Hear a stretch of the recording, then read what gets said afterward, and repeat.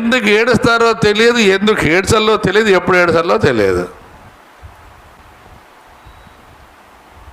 చర్చికి వచ్చింది దేవుడి దగ్గర వరం అడగకుండా దేవుని మీదే కోపపడుతుంది. రెండవది భర్త మీద అలుగుడు. తర్వాత తనకు తానే బూ తినకుండా, ఇప్పుడు బూ తినలేదనుకో 3 రోజులు ఏమొస్తుంది? హనుమంతమ్మ గారు 3 రోజులు బూ తినలేదనుకో నువ్వు ఏమవుతుంది? శక్తి లేకుండా వస్తుంది. 4వ రోజుకి నరాలు చేతులు పడిపోతాయి. 5వ రోజుకి పడుకుంటావు. 6వ రోజుకి పాట పాడతారు. 7వ రోజుకి పెట్టొస్తారు. విశ్రాంతి. 7వ రోజు ఏమి నష్టం ఎవరికి? దేవునికే నీకే. చర్చికి వచ్చిన తర్వాత నెంబర్ 1 విశ్వాసం ఉండాలి.